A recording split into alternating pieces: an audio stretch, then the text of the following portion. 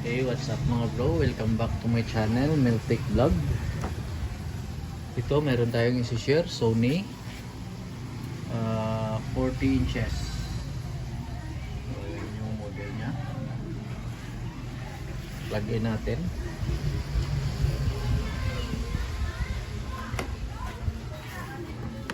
On. So yan, mayroon tayong napansin na gano yung screen niya mga bro, ano, mayroong shadow, so gumagana. Sabi ng mayari may sound out to. So pag ganito, panelish. Ito na, nabuksan na natin mga bro. Ito yung mainboard nya. So pag ganitong issue, may backlight, shadow lang, so panelish yun. Tanggalin na natin to mga bro, pati ito iurong na natin para kasi dito tayo mag-execute itong tapboard na to.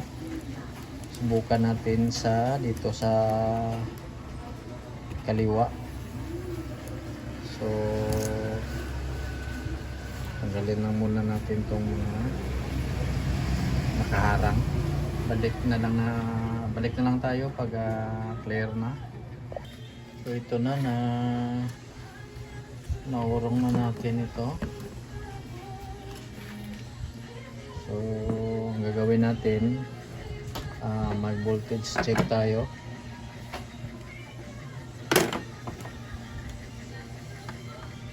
Body ground na natin.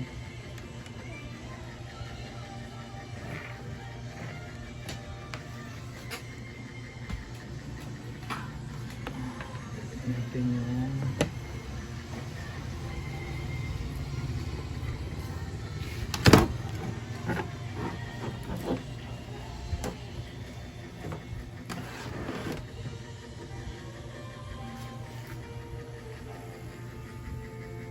so pag ganito mga bro, ang present na supply nito, subukan natin i-check. So plug in, check natin yung fuse, mayroong 12 volts yan.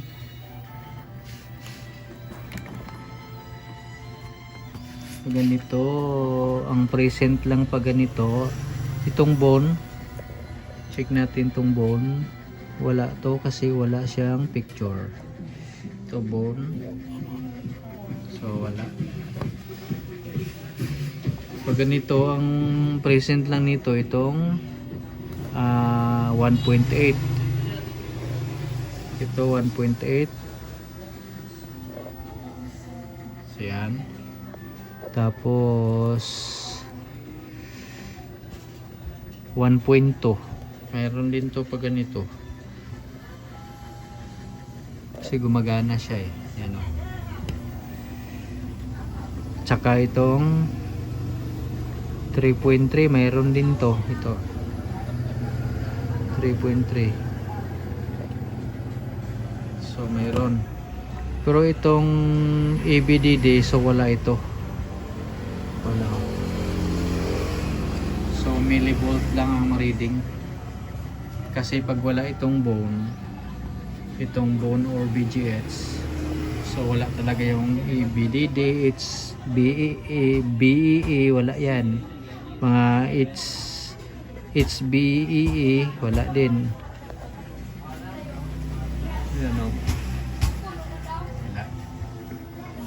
So subukan natin para matiyak natin kung okay pa ba itong ating DC-DC IC. Ito yung DC-DC IC natin. Subukan nating itutok. Bunutin muna natin, tapos itutok natin ito sa bone. So nakatutok tayo sa bone. Focus natin doon sa liwanag yung ilaw natin. Yan. Tingnan natin kung mayroon bang magpa-flash na voltage. Buon yung tinutukan natin. Kung mayroon magpa-flash, ibig sabihin buo yung ating DC-DC. Yan, napansin natin mayroon siyang voltahe 12, yung pinakamataas. Tapos nag-protect siya. So pag ganito, since isang top board lang, wala siyang T-con sa Sony. So ano ito, hulaan natin ito. Ang gagawin natin dito is ito, lipat sa kabila. Kung mapapansin natin, ito yung kanyang mga signal. Itong 8, itong 10, 4 sa taas at saka 6 sa ilalim. So kung mapapansin natin, yung nakasulat dyan, yung CKB2, CKB4, CKBB2, CKBB4, ito yung 4. Tapos itong sa ilalim, ito naman yon. Ito yan, 6 yan. Ito non-R, CKB1, B3, BB1, so STBP. So yan, 6 na dot. So yun yung signal niya, yung gate signal, yan yun. So ang karugtong dyan, dito yan sa kabila, ito nakabuo. Kung mapapansin ninyo, ito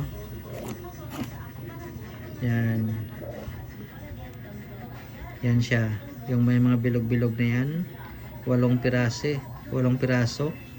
So yan. So ang gagawin natin, so manghula tayo. So first, dito tayo mag-execute. Tanggalan na natin muna ng insulation na ito para kung sakali na hindi tayo dito mag-success, may dugtong natin ng maigi yung circuit na yan, yung 8 na yan, 8 bilog-bilog na yan. Pag hindi tayo nag-success, para makalipat tayo dito sa kabila pag hindi tayo mag-success. Pero first, dito tayo mag-troubleshoot. So ikakat natin dito yan, itong 4, yung 8 piraso, ubusin natin, ikating yan. So pause lang muna natin para kuskusin natin yan, tapos ikakat natin kasi walang tagahawak ng camera.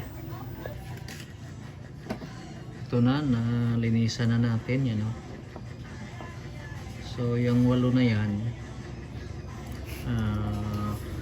kakat natin yan. So medyo mahirap, walang cameraman.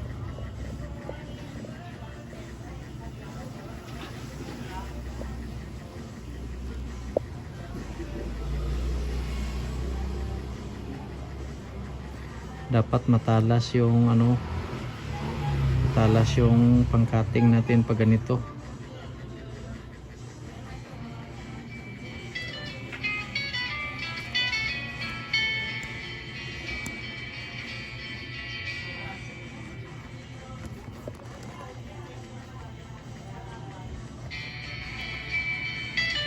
Yan.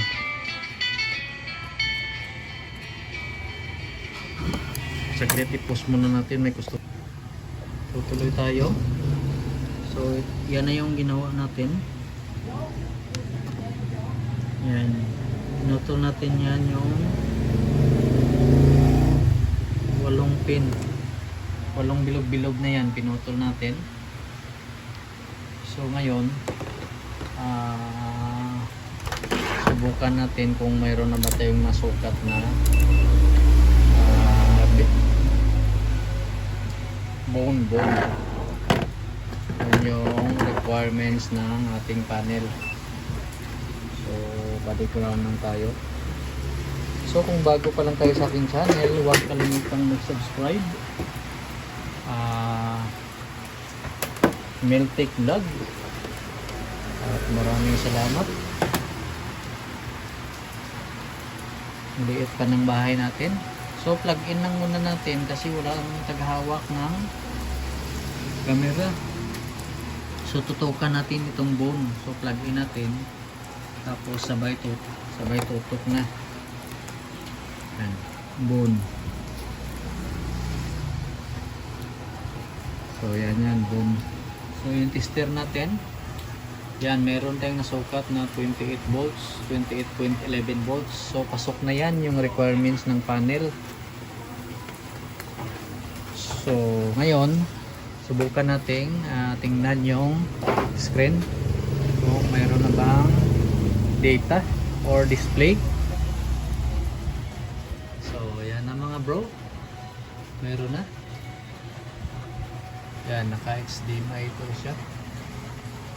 So nakachamba tayo kasi pag ganito walang, hindi siya hati yung top board, ano talaga, pachamba. So ngayon mag-umpisa tayo dito sa left, nakachamba tayo. So wag na nating galawin ito sa right. So hanggang dito na lang mga bro. Maraming salamat and God bless. Sana meron tayong kunting learning sa ganitong trouble sa Sony washout screen. God bless.